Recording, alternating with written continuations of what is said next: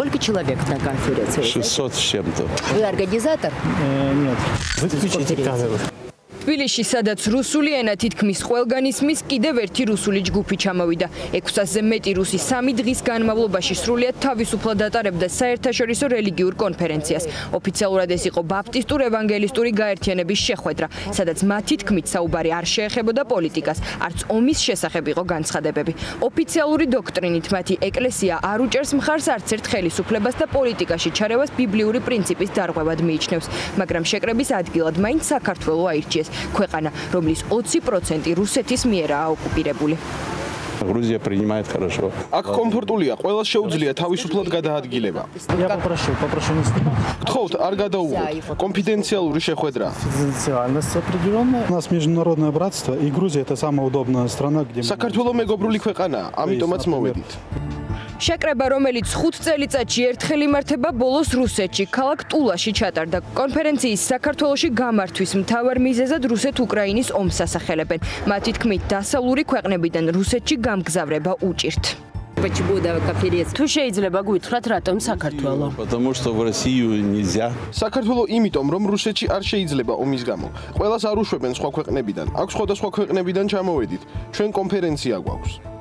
კონფერენციის მონაწილეებმა კითხვებს თავი აარიდეს, განსაკუთრებით კი იმ კითხვებს, რომლებიც რუსეთს, საქართველოს ურთიერთობებსა და ჩვენი ქვეყნის ოკუპაციას ეხებოდა. მათთვის დასმული მარტივი კითხვა, ფლობენ თუ არა ინფორმაციას ოკუპირებულ ტერიტორიებზე პროვოკაციული აღმოჩნდა. Я знаю много что об истории, но я комментарий давать не хочу. ბევრი რამ ვიცი ისტორიის შესახებ, მაგრამ კომენტარის მოცემა ამ თემაზე არ მინდა, რადგან კითხვა არის პროვოკაციული და ჩვენს ვიზიტს ამ თემასთან კავშირი არ აქვს. კითხვებზე პასუხს გაურბიან. არ გვეუბნებიან, ვისთან შეთანხმებით ტარდება ეს მასშტაბური კონფერენცია, რომელსაც 600-ზე მეტი მონაწილე ჰყავს.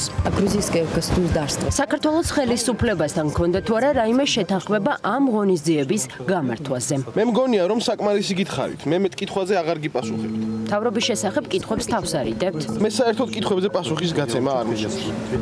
იმ ფონზე, როდესაც ქართული ოცნება წვავს ყველა ხიდს დასავლეთისკენ ევროპის ალტერნატივად კი საქართველოს მოქალაქეებს რუსებიც სავსე ქართულ ქალაქებს თავაზობს. ევროპა როგორც ასეთი არ არის პანაცეა. ევროპა იყო ბატონი გებელსიც. რუსებისთვის საქართველო კომფორტული ქვეყანა, რომ გახდა ოპოზიციონერი პოლიტიკოსებისათვის და უსაფრთხოების ექსპერტების თქმით, იმ პრორუსული პოლიტიკის შედეგია, რომელსაც ოლიგარქის გუნდი უკვე მე-13 წელია წარმატებით ატარებს.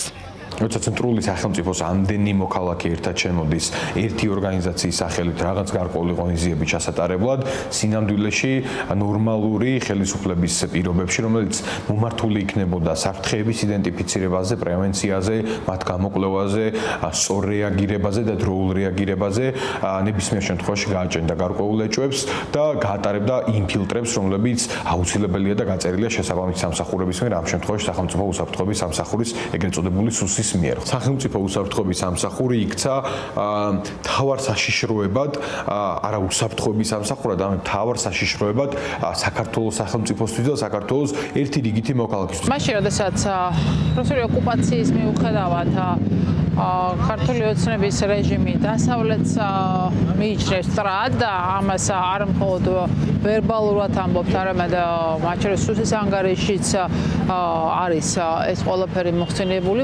დასავლური პროპაგანდა დეზინფორმაციის წრეში და მაშინ, როდესაც საქართველო არის რუსეთის ერთ-ერთი გამარჯვების სივრცე, ბუნებრივია კომფორტი ნამდვილად ექნებათ რუსეთის ფედერაციის მოქალაქეებს სხვადასხვა ქმედებების და აქტივობების ჩასატარებლად საქართველოში. ჩვენს ქვეყანაში ჩამოსული რუსები საქართველოზე მხოლოდ თბილად ლაპარაკობენ. სხვა ქვეყნებისგან განსხვავებით აქ ჩამოსვლა მათთვის პრობლემას არ წარმოადგენს. შეიძლება საზღვარზე არ შემოუშვან ევროპელი ჟურნალისტები, აქტივისტები და სხვადასხვა მისიისთვის ჩამოსული ადამიანები, მაგრამ რუსული თვითმფრინავებისთვის, კრუიზებისთვის, მათი მოქალაქეებისათვის ჩვენი ქვეყნის კარი ღიაა. არც სუსი იწუხებს თავს რუსი აგენტების გამოაშკარავებისათვის. მათ სხვა საზრუნავი აქვთ.